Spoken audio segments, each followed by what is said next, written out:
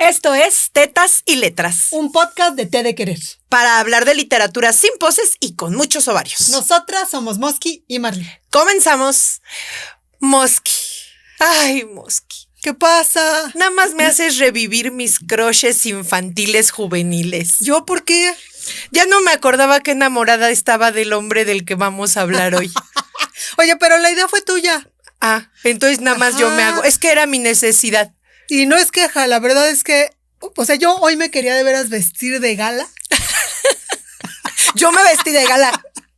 Me quería poner así vestidazo, copetazo, porque vamos a hablar de uno de los hombres que yo más amo en la vida. Sí, ya sé, que tiene ahí su pasado tormentoso, que las feministas muchas no lo quieren. Yo lo amo y lo seguiré amando por el resto de mi vida.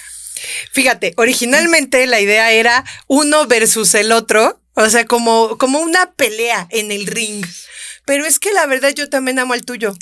Además, ellos eran bien compas. Sí, eran bien muy compas. se echaban porras uno al otro, cosa que a veces no sucede.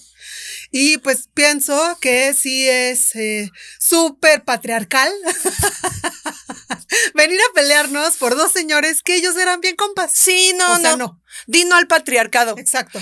Vamos a hablar de ellos y a seguirlos amando. Hoy vamos a hablar de nuestros... Bueno, ahorita voy a ver qué significa para ti tu autor. Para mí, este señor es el señor que me hizo saber que la literatura era un oficio. Y eso está bien cabrón, porque como que en mi casa era así como, escritor, no, haz algo de provecho, ¿no? Y él me dijo, mira, esto es de provecho. Entonces yo lo amo con todo mi corazón. Hoy vamos a hablar de Julio Cortázar y Gabriel García Márquez y estoy muy feliz. ¿Podríamos hacer puros podcasts de esto? Yo te traje a presumir mi puerquito García Márquez. Mira, ay, qué belleza. ¿Es de pixeles? Es de pixeles, igual que las otras dos que son la Marley y la Mosky Pixeles. Y Pixeles también nos hizo nuestra macetita de Sor Juana. Parece comercial y sí es. Sí, vayan a @pixeles, así lo encuentran en Instagram. Y Sandy, que es la creadora de la marca, hace cosas increíbles. Y traes tu gabito, qué bonito, sí.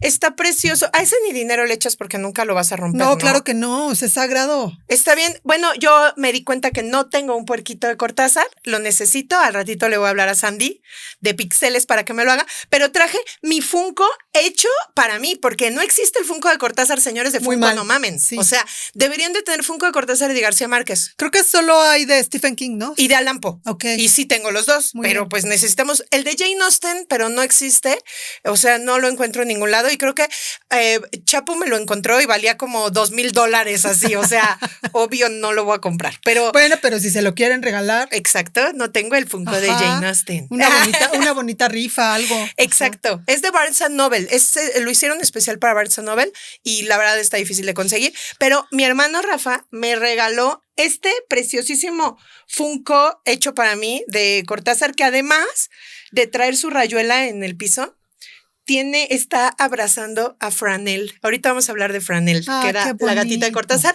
Y entonces lo amo mucho y hoy nos vino a acompañar en el podcast. Excelente. Pues vamos a empezar. No es un versus contra nada. Vamos a platicar de quiénes eran estos señores. Yo sí creo que son dos de las figuras más importantes de la literatura universal contemporánea. Y pues vamos a emocionarnos y yo espero que salgamos de este episodio con muchas ganas de releerlos, si ya los hemos leído, o de empezar a leerlos, si son de esas vacas sagradas a las que no nos hemos acercado. Fíjate que hablando de Cortázar, a mí sí me costó mucho trabajo acercarme, como que sí me daba mucho miedo. No sé, como que todo el mundo me decía es muy difícil, no le vas a entender y no es cierto, solamente es eso, como quitarte el miedo a lo desconocido, que es un miedo que está siempre, ¿no? No importa si se trata de saltar del helicóptero o acercarte a un autor desconocido para ti, siempre da como un poquito de miedo. Y que aparte, bueno, hay muchos mitos alrededor de la literatura de Cortázar y que sea diferente no la hace complicada exactamente. Ahorita vamos a platicar un poquito de eso. Sé que uno de tus metas este año es leer Rayuela y por supuesto voy a platicar de Rayuela a ver si te inserto las ganas de que lo empieces a leer porque creo que es una novela fundamental. Y pues, ¿quién empieza? ¿Cómo le hacemos? Pues vas, lánzate. Me lanzo. Bueno, yo les traje algunos datos biográficos porque a veces se nos olvida quiénes eran los autores. Bueno, Cortázar no era argentino. Es una de las cosas que hay que hablar. Bueno, es el escritor argentino más importante. Y me van a decir, no, es que Borges. Sí, pero Borges era un mamón. O sea, Cortázar, ¿no? no. Ok. Todo el mundo quería a Cortázar. Ok. Nadie quería a Borges ni la mamá de Borges, güey. O sea, neta. No, pero ¿por qué sí pienso que Cortázar es el escritor argentino más importante sobre Borges? Por su alcance. Creo que Borges no creó escuela y Cortázar sí. Entonces, y que muchos autores empezaron a escribir gracias a Cortázar y no gracias a Borges, y pues en gusto se rompen géneros. Además, a mí sí me parece, ahí sí, para que veas, Borges sí me parece bien pinche difícil. Sí, aparte, a mí lo que me parece es que le echó muchas ganas para ser inalcanzable. Y eso ya me parece mamón. Hagamos un podcast de lo mamón que era Borges. Mejor no.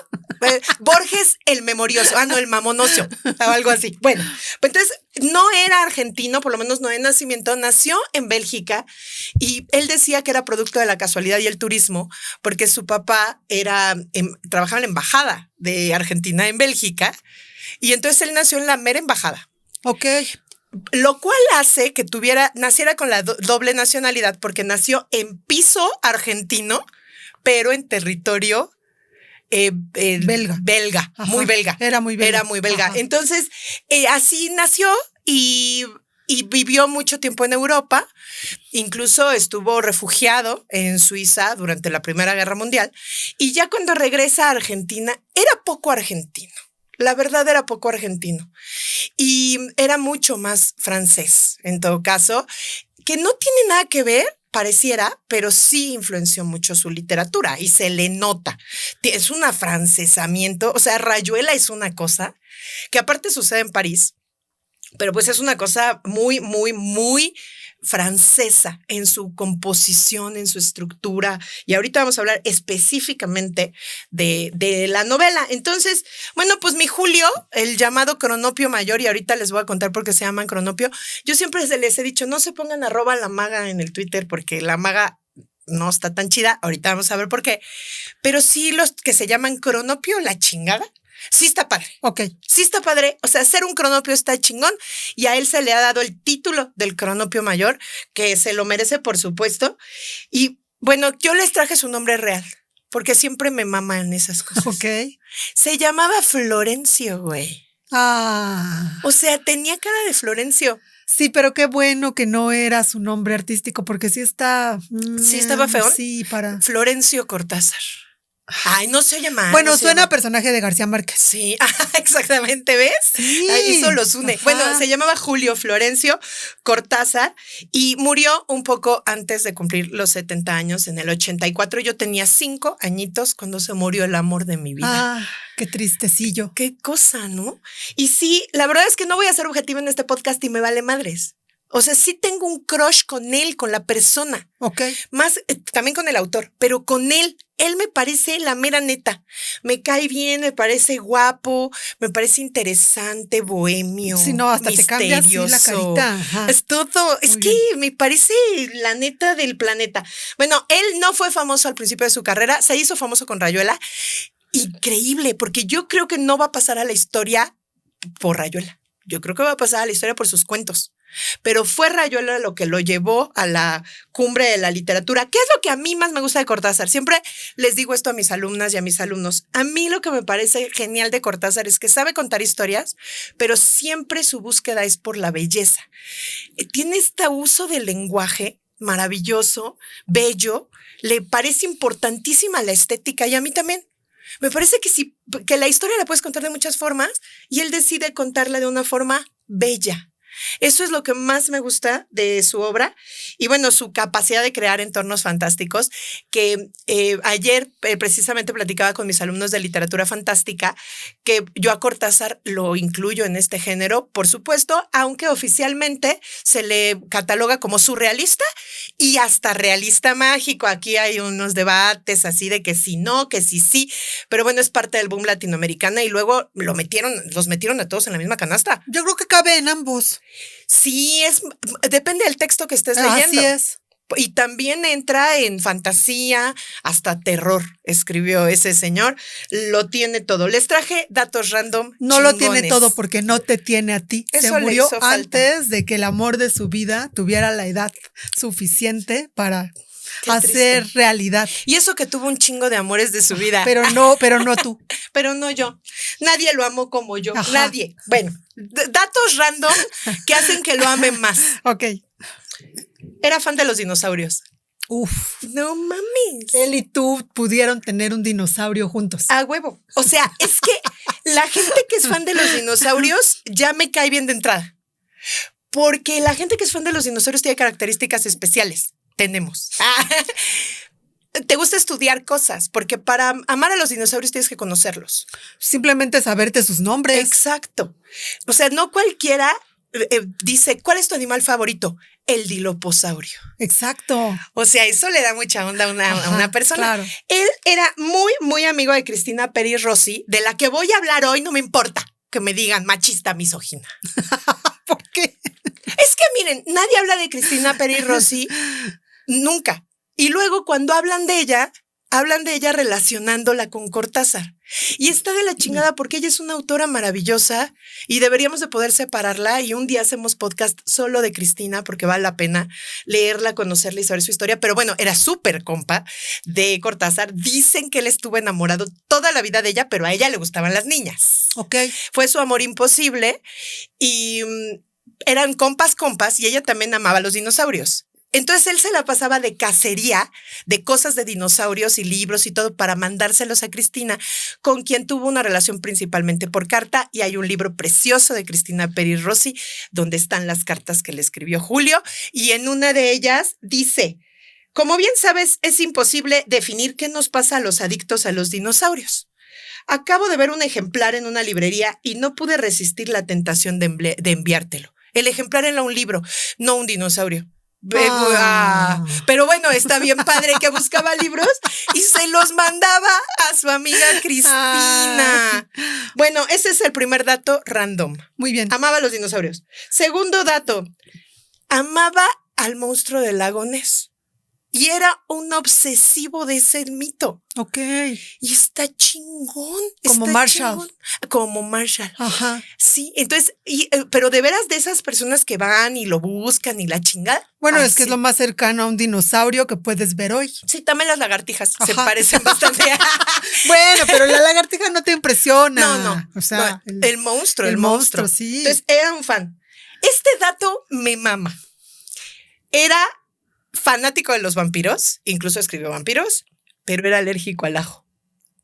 ¿No les parece una cosa preciosa? ¿A poco no? O sea, es que eso lo unía con los vampiros. A lo mejor era un vampiro, ahora que lo pienso. Ahora lo entiendo todo. Medía 1,93, era un hombre sototote y sufría de gigantismo, que es una enfermedad que no es tan romántica como suena, y lo cual le llevó a muchos tratamientos hormonales. Y ustedes, fans de Cortázar, lo saben. ¿Han visto todas estas fotos de Cortázar bien lampiño? Guapo, pero lampiño. Sí. Y que de pronto se le puso una barba aquí estilo Fidel Castro.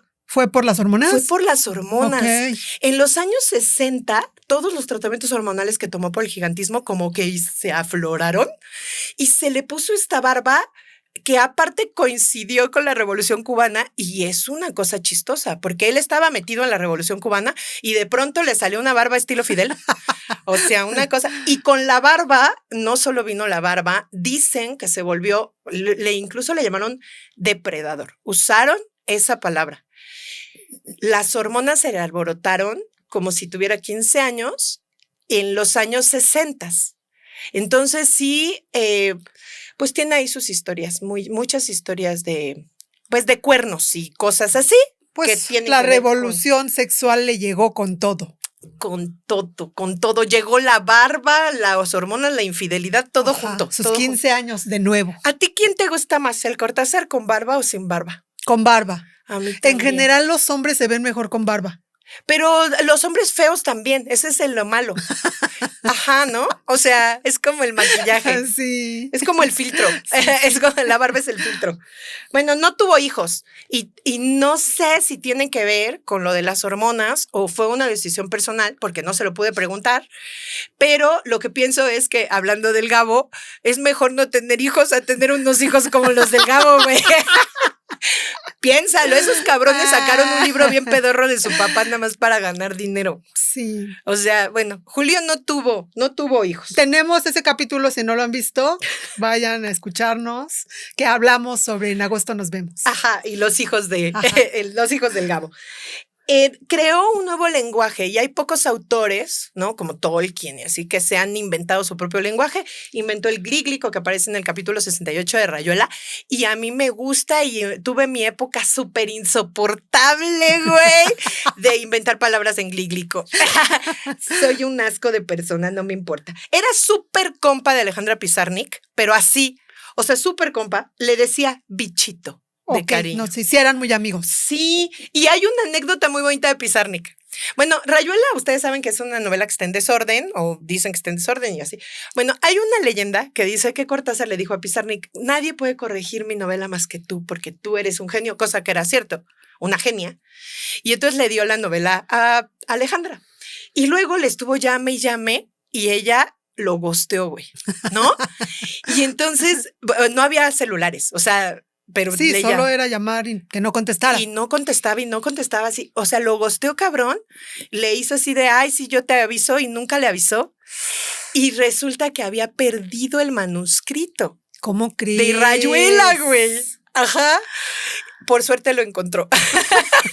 Pero, y ya le habló, ya le respondió. Qué bonito. Es algo que nos podría pasar a ti y a mí. A huevo, así de, ay, yo te corrijo tu novela. Bueno, ahora está, por lo menos, pues tienes ahí en la nube, güey. Pero en ese entonces el manuscrito hacía máquina. Sí.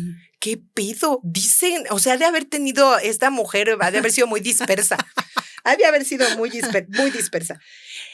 Hay gente que, los argentinos, señores, si nos están escuchando argentinos, que les caga Cortázar porque habla como habla. ¿Tú lo has oído hablar?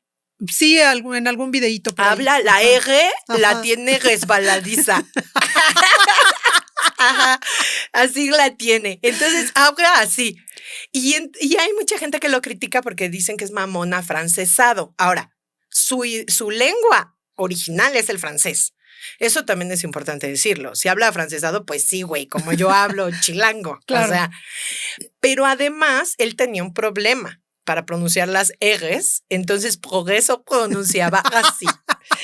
Eso, bueno, es importante. No es que no la pronunciara, es que estaba errática, ¿no? Habría sido bonito que te dijera al oído ferrocarril. Ay, sí. Oh, Marlene. Fíjate, hola Marlene. Ay, no, hubiera sido precioso. Bueno, pues ahí tienen. Ese es otro dato random.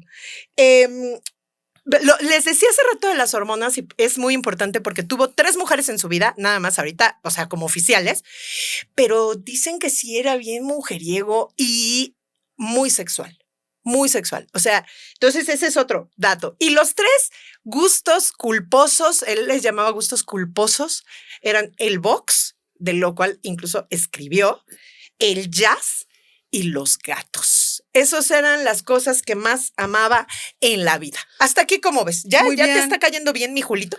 Es que nunca me cayó mal. O sea, no soy fan, pero no me cae mal. Son cosas diferentes. Pero mi misión es que lo ames. Mi misión es que lo ames. La verdad no creo que lo consigas. Pero bueno, gracias por tu aportación. Bueno, ahora les voy a contar de sus mujeres, porque me parece que las mujeres forman a los hombres y en el caso de tu autor también fue así. Su primera esposa, Aurora Bernardes, fue su gran amor, fue la que tuvo los derechos de las obras de Cortázar hasta que ella murió en el 2014. Fue su albacea, su contadora, o sea, ese güey le debe todo lo que era a esta mujer que incluso lo cuidó cuando estuvo enfermo antes de morir. O sea, estuvo en su vida toda la vida y se separaron porque él le puso los cuernos. Entonces, pues, pero lo amaba. Luego de Aurora llegó, lo anoté porque la verdad es muy difícil, Urné Carvelis. Ok. se llama. Es una editora y escritora lituana que dicen que es el que lo metió muy cabrón al pedo político, porque Cortázar tuvo una época de mucha cuestión política, y en sus libros se nota, y dicen que fue ella con la que duró poco. Ella era alcohólica y parece que ese fue el problema para la separación. Ahora resulta, ¿no? Él era bien mujeriego, pero ella era alcohólica. ¿Qué te digo? Ok, pero su última pareja y de la que me interesa mucho hablar es Carol Dunlop. Ellos tuvieron un amor de esos que Cortázar escribía, un amor de esos que te parten a la mitad del patio, como un rayo. Se enamoró perdidamente de esta mujer a la que él le llevaba más de 30 años, cosa que le valió madres. Luego los ves juntos y no se veían mal, como que lo rejuveneció, yo creo. Seguramente. Como vampiro, ¿ves? Ajá. Es lo que te digo. Porque él junto a ella, la verdad, no se veía que le llevaba tantos años. Ella era una mujer muy joven, escritora, traductora, fotógrafa, talentosísima. Y juntos escribieron la última obra de ambos en un viaje que hicieron y no lo tengo. No lo tengo. Vengo a decirles que en mayo es mi cumpleaños. Pero ¿cómo se llama el libro? El libro se llama Los Autónatas de la Cosmopista. Ah, sí, suena. Yo creo que por eso no lo tienes. Está bien difícil hasta de pronunciar. Pero sí lo quiero, Ok, porque está bien. narra el periplo de la pareja en una autopista, en la autopista París-Marsella. Ahora, ¿por qué es importante esto? No solamente porque no lo tengo y me lo pueden regalar, sino porque en este viaje ellos se fueron, escribieron este libro, ella nunca lo vio publicado, porque regresando de este paseo, de este viaje, ella enfermó, no se sabe bien de qué, tuvo una enfermedad larga, una agonía larga y murió. Y a los 2 años muere Cortázar con síntomas parecidos. Empezó a bajar mucho de peso, empezó a tener muy bajas las defensas y dijeron que era leucemia. Oficialmente Cortázar murió de leucemia. Sin embargo, Cristina Peri Rossi, que sí era su mejor amiga y a la que él le contaba todo, ella en el libro que escribió sobre Cortázar dice que murió de SIDA. Ubicámonos en los años 80, en los que esta enfermedad ni se diagnosticaba, ni se conocía muchas veces, o se escondía. Puede ser, o sea, ya que lo analizas, puede ser porque su pareja muere 2 años antes en circunstancias muy similares, pero los dos con diagnósticos distintos, pero mueren igual. Quizá el sistema inmune de Julio era más fuerte y por eso él vivió 2 años más. En 2 años murió su esposa, su gata Franel, de la que vamos a hablar hoy, y Julio, en el lapso de 2 años. Y fue una tragedia. Dicen que Julio murió más que de enfermedad, de tristeza.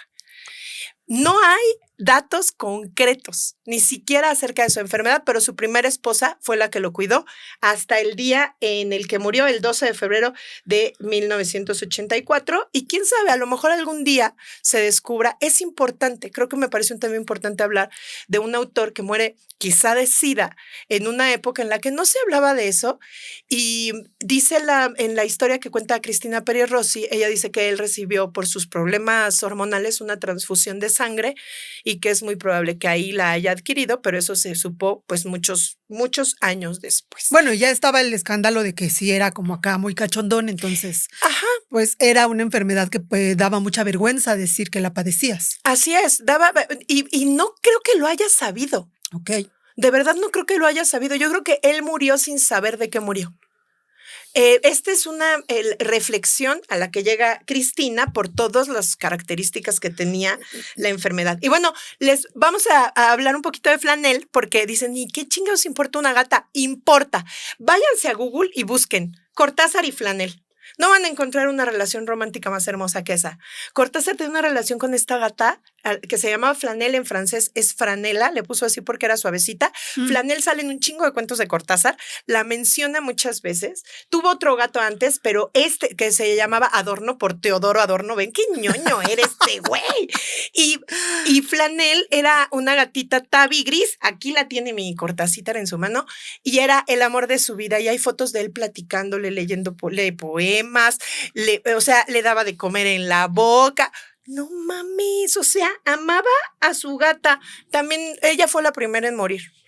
Oh. De ahí se murieron todos. No, fue una cosa terrible. Dice Cortázar, querer a las personas como se quiere a un gato, con su carácter y su independencia, sin intentar domarlo, sin intentar cambiarlo, dejarlo que se acerque cuando quiera, siendo feliz con su felicidad. Ay, me parece precioso todo lo que Cortázar dice de los gatos. Y bueno, un dato importante de Cortázar es que él, además de escritor, un gran escritor, era traductor.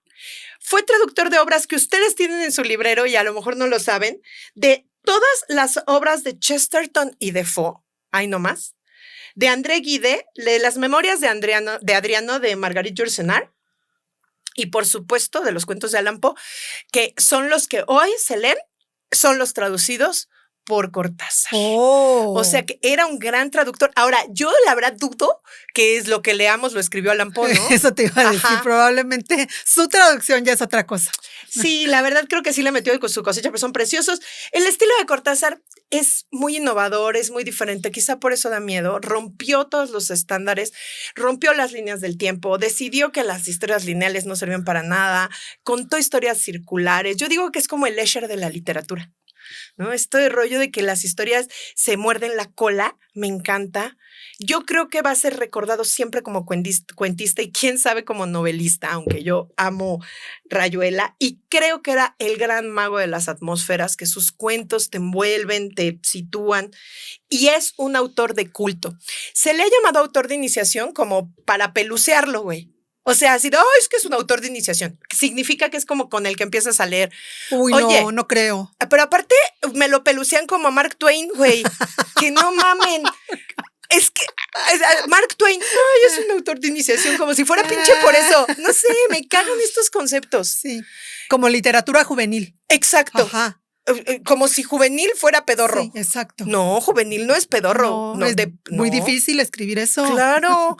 Ahora, si es un autor de iniciación, lo podemos llamar así, porque muchas personas han empezado a leer novela con Rayuela. Yo creo que más bien es un actor, le ponen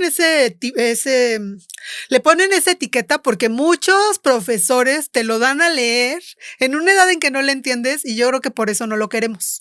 Yo la verdad creo que no es un autor para leer joven, o por lo menos no de tu primer autor, pero Rayuela sí es una novela para leer joven, porque de grande ya no te vas a enamorar de ese güey, o sea, espero. Porque de chava, pues está uno bien pendeja y se enamora de Oliveira, pero ya luego ya de grande dices, ese cabrón ni trabajo tiene, ¿no? Pero bueno, eso, o sea, yo la leí de joven y sí lo amaba y quería caminar por las calles y andar sin buscarte para encontrarte y esas cosas. Muy bien. Bueno, y por último, 3 libros que yo creo que son fundamentales de Cortázar. Se los traje. Por supuesto, Rayuela. Sí, léanlo, aunque tengan muchos años. O sea, léanlo. Es un novelón.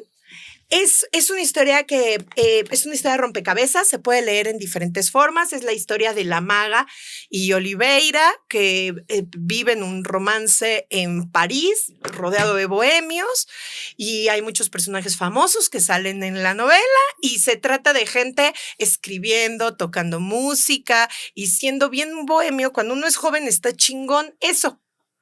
La maga a mí me parece que es un personaje que se enamora de un güey que es bien culero con ella, pero a mí también me pasó.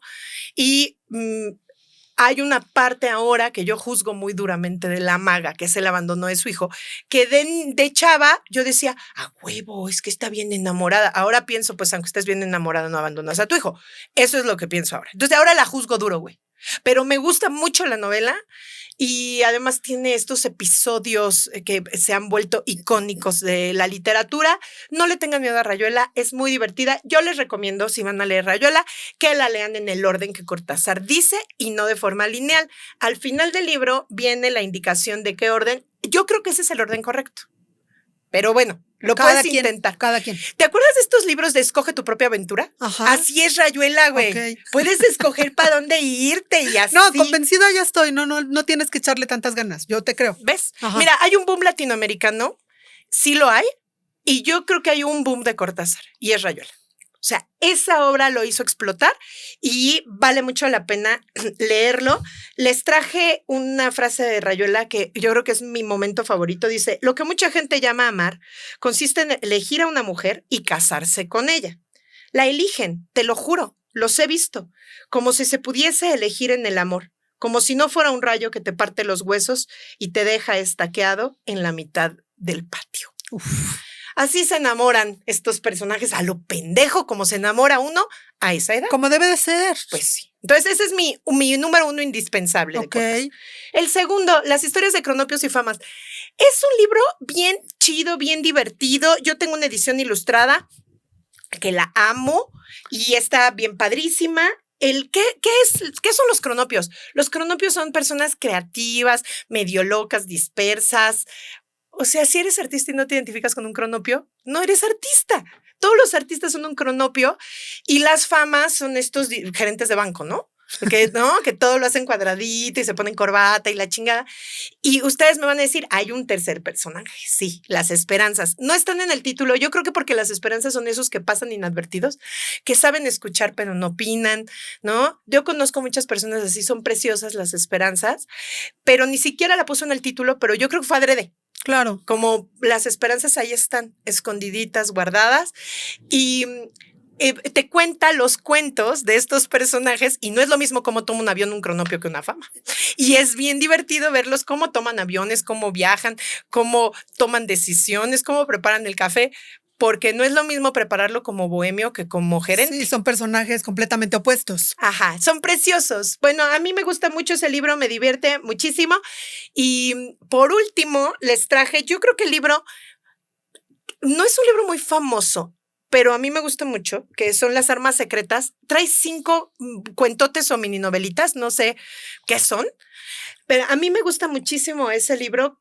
Yo creo que es como un manual de la escritura de Cortázar, porque los 5 cuentos son muy diferentes. Viene Cartas a Mamá, que es una historia de una pareja que recibe cartas de su mamá, la mamá de uno de ellos, y de pronto las cartas cambian y dicen cosas raras. Y ahí hay un misterio y no les voy a decir más porque les quemo la historia, pero vale mucho la pena. Los Buenos Servicios, que es una historia de una mujer que contrata un asistente para una fiesta de niños y pasan cosas muy raras. También a mí me gusta mucho ese cuento. Las Babas del Diablo, que yo creo que es el mejor cuento de Cortázar. Bueno, ustedes decíranlo. Yo creo que es el mejor cuento de Cortázar. Es un fotógrafo que es testigo de una escena entre una mujer madura y un adolescente. Léanlo, está muy interesante. El Perseguidor, que era la historia favorita de él, pues creo que tiene que ver con el jazz. A mí no me encanta, me parece a medio de hueva y no conozco nada de jazz. Pero dicen que si lo lees oyendo jazz, haces así. O sea, tiene ritmo, eso sí, pero no me encanta. Y por último, Las Armas Secretas, que da nombre a la novela, al libro. Y a mí me parece que leer estos 5 cuentos es un gran acercamiento. Por eso lo traje hoy. Okay. Creo que los puedes leer y entonces decir, me gusta más este, y ya luego adentrarte a toda su obra. Esa me parece una obra de iniciación. Muy bien. No, y yo creo que con esa le agarras amorcito. Y por último, yo sé que no es un escritor que va a ganar por unanimidad en ninguna batalla, que hay mucha gente que no le gusta Cortázar, pero es un escritor de culto. Si a ti te interesa la literatura, acércate a la literatura de Cortázar porque este güey lo cambió todo, transformó al mundo. Y la otra es que sí es bien sexy, güey. O sea, el concepto de Cortázar es bien sexy. ¿Cómo ves? Que en eso último, pues cada quien, yo no te voy a juzgar. Si a ti te parece sexy, está chingón. Chingón. Yo lo amo. Yo lo amo. Hasta ahí mis dilucidaciones acerca de mi Julito de mi corazón. Muy bien. Me cae muy bien tu Julito de tu corazón. Gracias. Ahora yo te voy a hablar de García Márquez. Yo no lo amo así con esta pasión loca que tú amas a Cortázar, ¿no? Esto es otra cosa. Esto sí es muy onírico, ¿no? O sea, no me veo caminando con él de la mano porque además él sí llegó a viejito. Creo que eso también tiene que ver. O sea, Cortázar muere joven y en sus fotos se ve joven, guapetón. García Márquez no. García Márquez sí vivió una vida larga, fructífera. Hay muchas historias de que era bien cabrón y bien mujeriego, pero todas están como muy escondiditas, de eso no se habla. Más bien a partir de lo que escribe es que dicen, no, es que este güey, pero veía falda y corría. Pero nada se sabe de cierto, es importante decirlo. Son chismes. Sí, son chismes nada más, la verdad sí los creo, pero no dejan de ser chismes. Él nació en Bogotá, no, en Colombia, en Aracataca. Es que mira, desde el nombre, nació en Aracataca. Sí, claro. Aracataca. Y tú dices a huevo, yo quiero haber nacido ahí, ir a ese lugar. Sí, has de bailar en cuanto entras, ¿no? Aracataca. Aracataca. Sí, a huevo. Sí, bajas del avión. Nació ahí, por supuesto, era un hombre con todo el ritmo del mundo que se notaba a la hora de que escribía. Primero estudió Derecho. ¿Tú sabías que estudió Derecho? Comenzó estudiando Derecho en Bogotá, pero hubo problemas, disturbios en 1948. Se tiene que ir de Bogotá, se va a Cartagena y ahí empieza a trabajar de periodista. Sin tener muchos conocimientos, pero como que ya le giraba la piedra. Y empezó a publicar en El Espectador y en El Heraldo. Y existen libros, todos los libros de lo que él publicaba, hay notas, hay relatos costeños, así se llaman los libros, donde vienen publicados todos estos reportajes que él hacía para los periódicos. La verdad es que yo los tengo y la mayoría son de hueva. Sí son. Sí son, hay uno que otro interesante, pero más como la historia, pero la redacción es sí muy de periódico. Como periodista era muy buen narrador, ¿no? Exactamente, pero sí no daba una. A mí no, la verdad no me gustan, pero los tengo porque lo amo y todo lo que es de García Márquez yo lo quiero. Descubrí que no tengo taza de García Márquez, camiseta de García Márquez, me faltan merchandising de García Márquez. ¿Y si hacemos? Deberíamos. Bueno. Está muy bien. Bueno, pues como reportero lo mandan al extranjero a trabajar, lo mandan a París. Y se queda mucho tiempo viviendo en París porque el periódico para el que trabajaba lo cierran y se queda allá varado, sin dinero, y empieza a escribir porque no le queda de otra. O sea, medio sobrevive y trabaja escribiendo, pero sin nadie que le dé lana. Ay, pobre. Para esto ya conoce a Mercedes Bacha, que es quien se convierte después en su esposa. Se mandan cartas. Mientras él está en París, él le manda cartas. Y cuando se casan, él le pide que le regrese sus cartas porque las va a quemar. No quiere que esa correspondencia esté en ninguna parte. Sabía los hijos que iba a tener, güey. Probablemente. Yo creo que él ya sabía que iba a ser famoso, porque en ese entonces no lo era.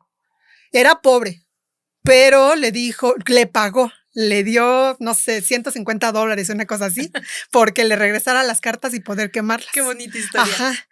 Y bueno, ya regresa para acá. Primero se va a Nueva York, luego de Nueva York baja para México, un tiempo estuvo en Cuba, como que viajaba mucho, viendo quién diablos le daba algo de trabajo, y en el Inter escribía. Su primera novela fue La hojarasca, que es como el inicio, creo que ahí es el nacimiento de Macondo. Te deja ver cachitos, que yo creo que todavía no tiene muy claro cómo va a ser esta gran historia, porque dice que desde los 17 años él ya sabía que iba a escribir Los 100 años de soledad, pero no tenía muy claro, pero sí sabía de este pueblo, que quería hablar mucho de su familia, de su abuela, de su madre, porque para él las mujeres eran muy importantes. Ellas eran las que construían y sostenían al mundo, y lo dice en muchas de sus novelas, usa frases haciendo alusión a que las mujeres son las fuertes, son las poderosas, son las que resuelven, son las que están, las que tienen los pies en la tierra, mientras los hombres andan soñando y andan pues haciéndose güeyes, la verdad, ¿no? O volviéndose locos. Y entonces, bueno, en La hojarasca vemos como una primera miradita a lo que será después Macondo. Dice que cuando vivía en París, entre sus pocas pertenencias había una fotografía de Mercedes y una máquina de escribir Olivetti roja. Ay, la imagen se me hace preciosísima. Necesito un Olivetti roja. Así pobre y una con foto su de Mercedes. Ajá, comiéndose su queso, ¿no?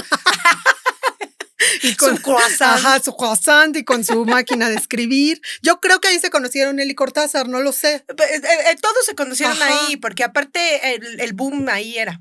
Bueno, pues luego escribe El coronel, no tiene quien le escriba. Qué pinche libro tan malo, no lo lean. Pero hay gente que lo mama.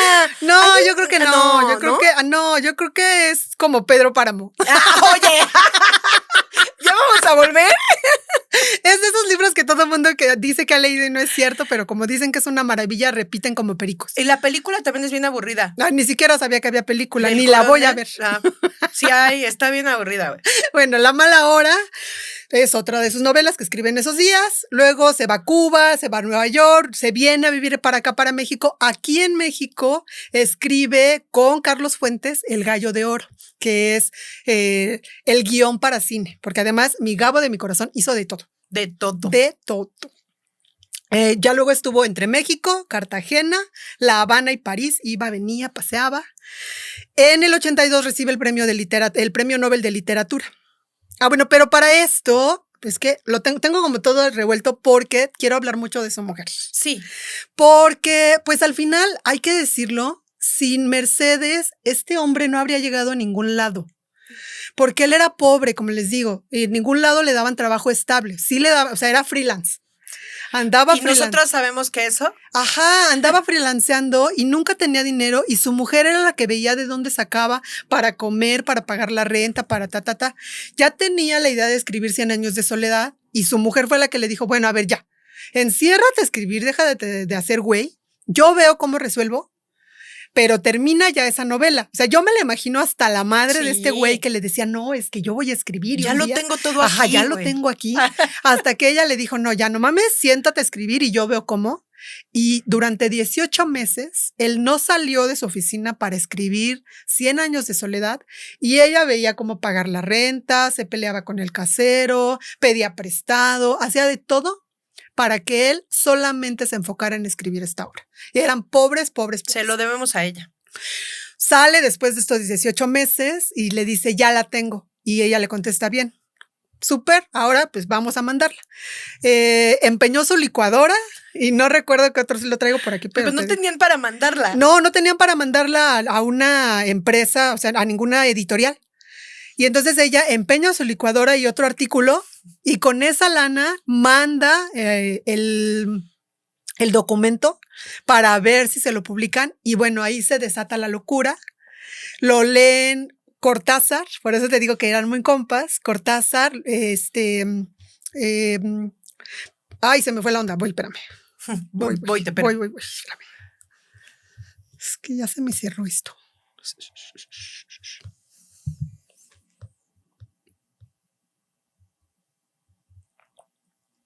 Van 40 minutos. Sí. Nada más para que sepas. Ya que lo vas a cortar. Ajá. No lo encuentro.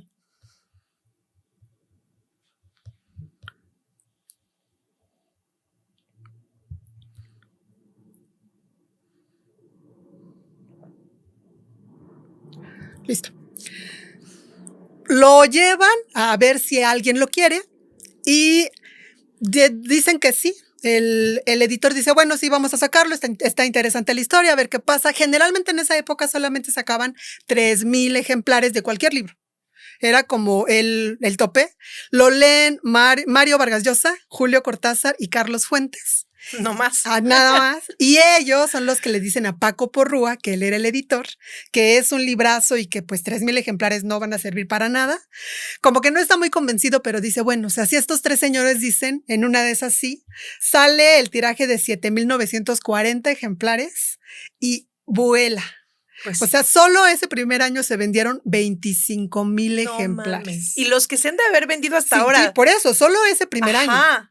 Dicen que Gabo la consideraba un vallenato de 450 páginas. Ay, qué cosa. Y sí es. Sí es. Sí es. Iba a titularse La Casa, porque cuando él era muy chiquito pensaba que de lo que iba a hablar era de su casa, de su familia, de sus mujeres, pero luego se dio cuenta que la historia no sucedía solamente adentro de la casa de los Buendía, sino que se extendía a todo Macondo. Sí. Por eso es que no se llamó La Casa, sino 100 años de soledad, que además yo creo que fue el titulazo. Un gran acierto que se llamara así. Sí.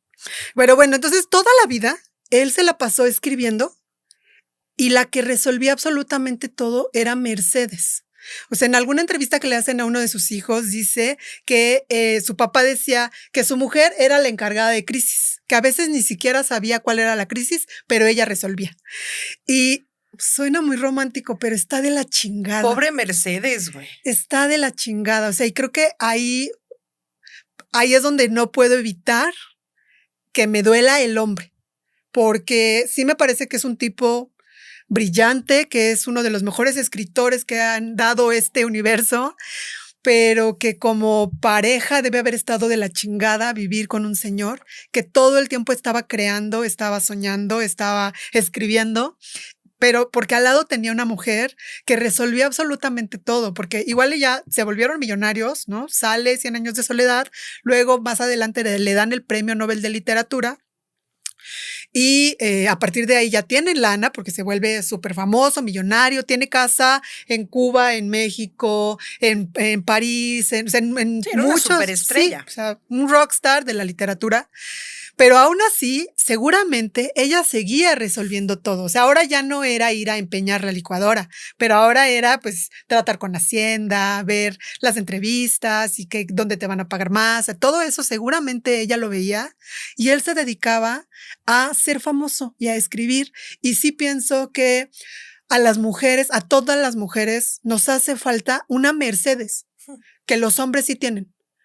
La mayoría de los hombres, no solo escritores, cualquier hombre, una vez que tiene una vida en pareja, no solamente casados, porque puedes solo vivir con tu pareja, pero una vez que se deciden vivir con una mujer, esa mujer está ahí, pone el piso para que ellos puedan saltar y hacer lo que se les dé la gana, y ella no. Ella resuelve y está a la sombra. Y recordé mucho, ¿viste esta película de La esposa? Sí, claro. Que de eso se trata. Es un novelista que le dan el Nobel, se van y pasa toda la película y tú ves el rostro de ella muy encabronada y no sabes por qué. Pero al final ella es la que va resolviendo todo. No les cuento en qué acaba si no la han visto. No, porque véanla. es una gran sorpresa. A mí me parece que es una maravilla de película. La actuación de Glenn Close la amo. Además, yo a ella la amo. Creo que le dieron el Oscar porque sí se lo merecía. Pero me recordó mucho a esta historia de Gabo y Mercedes. Este hombre que recibe toda la gloria y ella no. Ella está ahí escondida, agazapada, resolviendo el mundo. Y me duele. Esa parte sí me duele mucho. Pero al final creo que pues también no me queda más que agradecerle a Mercedes, porque si no fuera por ella, quizás no habrían nacido todas estas Muy historias. Probablemente. O quizás habrían nacido, pero se habrían quedado ahí. Yo sí creo que la fama y todo se lo debe a su esposa. Absolutamente todo se lo debe a su esposa y no se le reconoce lo suficiente.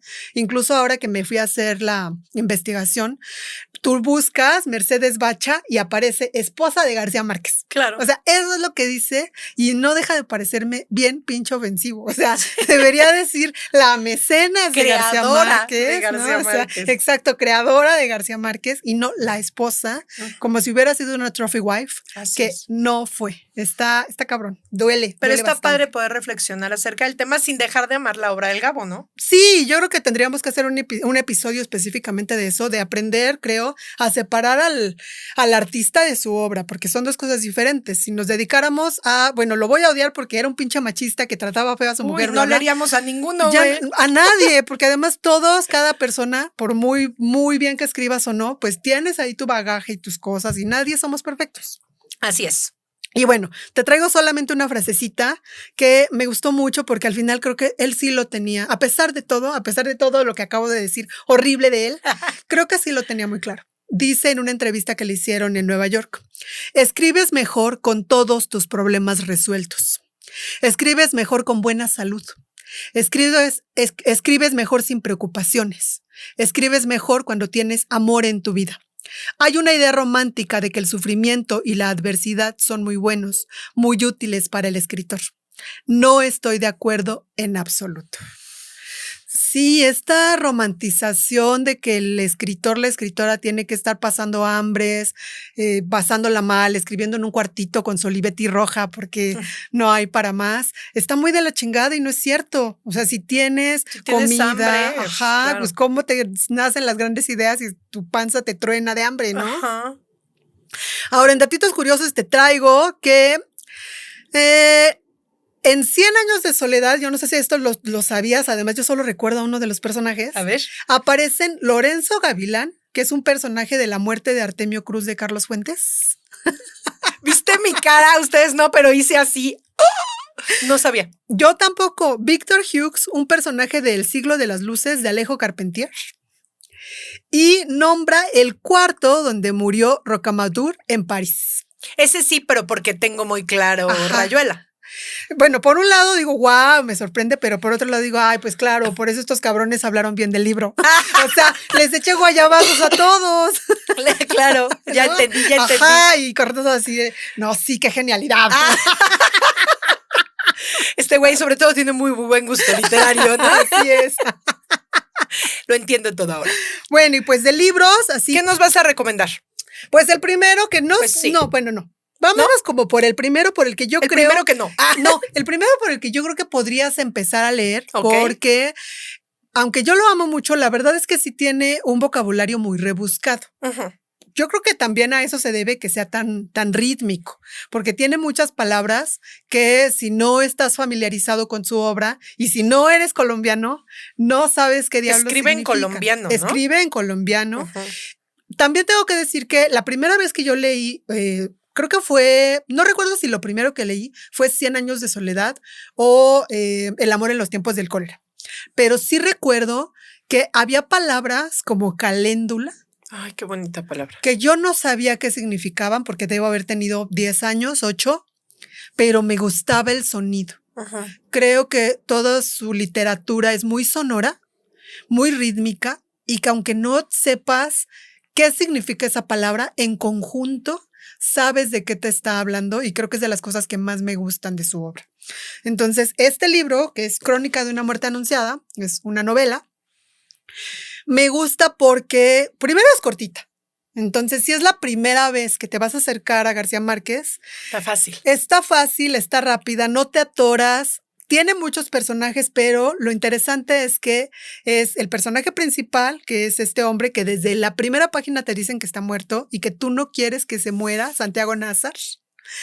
Y el pueblo, que es un solo personaje. O sea, aunque son muchas personas, a la hora de que lo estudian dicen que el pueblo es un personaje único y Santiago Nazar el otro, y la mujer con la que se iba a casar otro, y los hermanos que lo matan otro, ¿no? No les quemo nada, en serio, todo pasa desde el principio, pero creo que esa es la maravilla de este libro. A pesar de que en la primera página te dicen que Santiago Nazar está muerto, tú te avientas todo el libro con la esperanza de que no sea cierto. Ay, sí es cierto. De que algo, una lucecita, De que algo lo cambie. salve. Y es muy interesante porque además tampoco es que te hable tanto del personaje, no te enamoras como tal del personaje, pero por alguna razón tú quieres que se salve, no lo quieres ver muerto. Y sigues avanzando con la esperanza de que al final el autor saque una varita mágica y o no lo mate o lo reviva. Ajá. Es una cosa muy interesante, chistosa, no sé cómo nombrarlo. Librazo. Librazo. Además dicen que esta obra, como además está basada en un hecho real, o sea, sí ocurrió y entonces él solamente lo convierte en novela, fue fundamental para que la balanza del Premio Nobel de Literatura se fuera hacia allá y le entregaran el premio. Está inspirado en el asesinato de Cayetano Gentile, que sucedió bonito en nombre. Sucre el 20 de enero de 1951 y es considerada su obra más realista. También por eso creo que es muy fácil acercarse a ella porque no tiene tanta fantasía, Ujú. como que es fácil comprarla y echártela de principio a fin. Sí. Por eso, existe la película. ¿A poco? Ajá, está en YouTube, búsquenla así. No sé si la Ujú. quiero ver, pero bueno, Bueno, yo tampoco. Ya lo pero pensaré, si ya se lo les pensaré. antoja, ahí está la película gratis en YouTube. muy bien. Luego, el siguiente sería La increíble y triste historia de la Cándida Erendira, que no es una novela, son cuentos. Son 7 cuentos, lo que pasa es que el de la Cándida Erendira es mucho más largo. A mí estos cuentos son mis favoritos de García Márquez. Tiene varios libros de cuentos. El de Extraños Peregrinos también me gusta mucho, que son como más de terrorcillo por ahí. Pero a mí estos cuentos, o sea, son los favoritos de mi vida. Mi cuento favorito es El ahogado más hermoso del mundo, precioso ese que es cuento. la historia de un pueblito que está en la costa. Llega un hombre muerto, o sea, un cadáver llega, que lo trae arrastrando el mar y te lo cuenta como un hombre precioso, alto, rubio, de ojo azul, mamado, ¿no? Y todo el pueblo se enamora de él. las mujeres quieren que sea su marido, los hombres quieren que sea su hermano, y me parece una historia preciosa. Ya cuando te pones a analizarlo, pues sabes que habla de cómo pues somos bien pinches malinchistas, ¿no? Ajá. Como viene el extranjero, aunque esté muerto y hinchado, te mama. Ajá, y si me voy a la colonia Roma y veo gringos mugrosos, me emputo, pero este cuento me gusta muchísimo. García Márquez sabía de gentrificación. Ay, cabrón. Pero de veras me parece el cuento más hermoso que yo he leído, por lo menos de García Márquez, porque hay otros hermosísimos, pero de este señor. Otro que se llama Un señor muy viejo con unas alas enormes, que también es hermoso. Es este hombre anciano que no sabes, bueno, yo en mi cabeza es un ángel, pero nunca te lo dice. Te dice que es un gallinazo. Es un hombre con unas alas grandotas que está como agazapado en un rincón y nadie lo quiere porque ya está viejo. Y pues pienso que habla de la soledad y del paso del tiempo, de la vejez. Duele mucho, pero también es muy hermoso. O sea, yo creo que para empezar con estos cuentos, o sea, si me preguntaras con qué cuentos empezar. Eso es muy bueno. Sí, sería con estos cuentos, si no conoces mucho de García Márquez. Está padrísimo, porque luego a veces nos da miedo entrarle a 100 años de soledad, ¿no? Ajá, por eso te digo, lo menciono al final, porque con estos dos es fácil empezar y engancharte, y ya si te gustan, ahora sí te lanzas con a todo. Algo más grande. Con todo, porque miren, el tamaño del novelón son 500, ¿no? No, fíjate, son menos. ¿Sí? 399 páginas, 400. 400 páginas. Para 100 años son pocas, güey. Claro. La neta. Y sí, tengo que decir que es mi libro favorito. Bueno, es que tengo muchos favoritos. Tú me dijiste 3 y yo me quería traer todos. Sí, fue muy difícil elegir. Muy difícil, pero sí es mi libro favorito porque cada cierto tiempo lo vuelvo a leer y... O sea, porque me pasa que digo, no, ni está tan bueno. O sea, es que lo leíste a los 10 años y te pareció maravilloso. Y luego a los 15 así de, pues ni está tan bueno. Y así me la llevo. Y lo volví a leer hace 2 años y me sigue pareciendo una cosa maravillosa. Una historia con amores, con pérdidas. Creo que sí, le dieron bien al clavo porque sí, al final todo está a partir de la familia Buendía. Sí. Y que la soledad es lo único que tienen en común además del apellido, porque cada uno tiene una historia y una forma de ser muy particular. Como las familias, Como ¿no? las familias. Y aunque, o sea, son los personajes principales, bueno, 2 de los personajes principales que son Aureliano y José Arcadio, que son hermanos, que son hijos de los mismos papás, son tan diferentes como pasa en la vida, que aunque tú tengas hermanas, hermanos que crecieron con el mismo papá y mamá, no somos iguales. Cada uno tiene su forma de ser muy específica y esto pasa acá. Me encanta, como les decía, esta parte de que todas las mujeres son fuertes, son echadas para adelante, son trabajadoras, son hermosas además, y me parece una manera de elogiar a las mujeres que él tuvo alrededor, que bueno, las tenía resolviéndole todo. Pero sí se daba cuenta. Bueno, hizo un homenaje, aunque sea. ¿Cuántos no más les resuelves la vida y te borran de su WhatsApp, güey? No, y se van y luego hablan mal de ti para terapia. Chingando, traje el letrerito. Pero bueno. Esas son mis 3 recomendaciones. Mi última recomendación, porque es un extra, es un extra. Ya sé que nada más eran 3, pero no importa.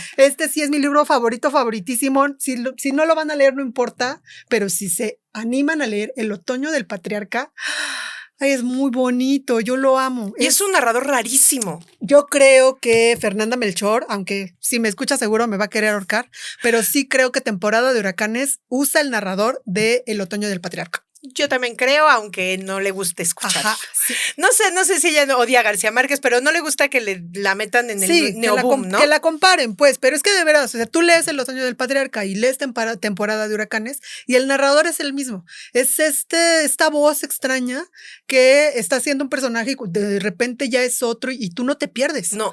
Creo que esa es la maravilla de este libro. Quizás no es el favorito de la gente, pero a mí, ¿cómo logra que esta voz omnisciente vaya agarrando a cada personaje y que tú no te pierdas, que tú sepas que ya es otro personaje el que te lo está narrando? Me parece magistral. Sí, técnicamente es una obra de arte. A mí sí me gusta mucho El otoño del patriarca. Bueno, y la verdad lo leí por ti. Y este otro. Y este otro. O sea, no, cinco. es que para presumirles que también escribió teatro.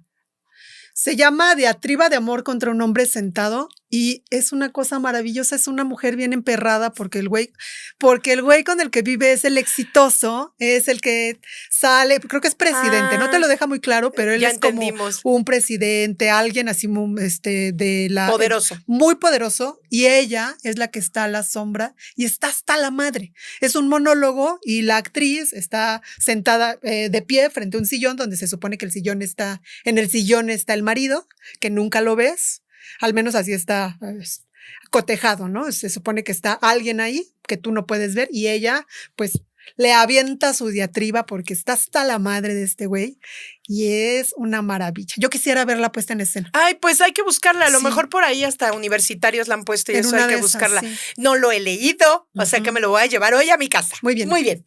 Ay, Mosqui, siempre es un placer hablar contigo de Gabo porque lo amas un chingo. Sí, lo amo. A mí me gusta mucho, pero hablar contigo de él me apasiona. Qué bonito capítulo que pudimos hablar de nuestros grandes amores literarios. Díganos de quién más quieren que hablemos. Gracias por traernos a tu Gabo. Espero que hablemos de muchos autores y autoras más, porque qué bonito es hablar de libros contigo. De verdad es una gozadera. Gracias. Sí, estuvo bien padre. Muchas gracias a todas y a todos por escucharnos y nos vemos en el próximo episodio.